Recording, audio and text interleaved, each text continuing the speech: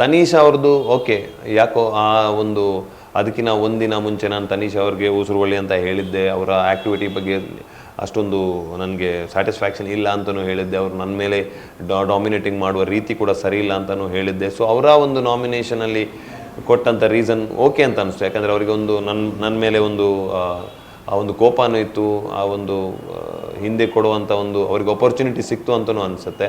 So it's okay, ಆ ಗೇಮಲ್ಲಿ ಹಂಗೆ ಕೊಡೋ ಒಂದು ಅಪರ್ಚುನಿಟಿ ಸಿಕ್ಕಿದ್ರೆ. ಬಟ್ ನನಗೆ ಎಲ್ಲಿ ಅಲ್ಲಿ ಸ್ವಲ್ಪ ಸಿರಿ ಮ್ಯಾಮ್ಗೆ ಇನ್ನೊಂದು ಏನಂದರೆ ಓಕೆ, ಈಗ ಈ ಪಾಯಿಂಟಲ್ಲಿ ನಾನು ಅವಿನಾಶ್ನ ನಾಮಿನೇಟ್ ಮಾಡಿಲ್ಲ ಅಂದರೆ ಅವಿನಾಶ್ ಗೇಮಲ್ಲಿ ಉಳ್ಕೋತಾನೆ. ಯಾಕಂದರೆ ಆ ಬಾಟಮ್ 3ಯಲ್ಲಿ ಅವ್ರಿಗೆ ಗೊತ್ತಿತ್ತು, ಯಾಕಂದರೆ ಇನ್ನೂ 3 ಜನರು ಯಾರು ನಾಮಿನೇಟ್ ಆಗ್ತಾರೆ, ಸಂಗೀತ, ಪ್ರತಾಪ್ ಮತ್ತು ವರ್ತೂರ್ ಅವರು ಸೇವ್ ಆಗ್ತಾ ಬಂದಿರುವಂಥ ಕಂಟೆಂಡರ್ಸ್.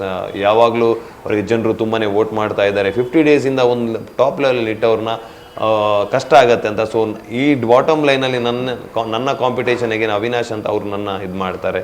ಸೊ ಅದು ನನಗೆ ತುಂಬ ಫೇರ್ ಅನಿಸಿಲ್ಲ. ಅದು ಹಾಗಾದರೆ ರೀಸನ್ಸ್ ಫೇರ್ ಅನಿಸಿಲ್ಲ ಅವ್ರು ಹೇಳಿದ್ದು. ಬಟ್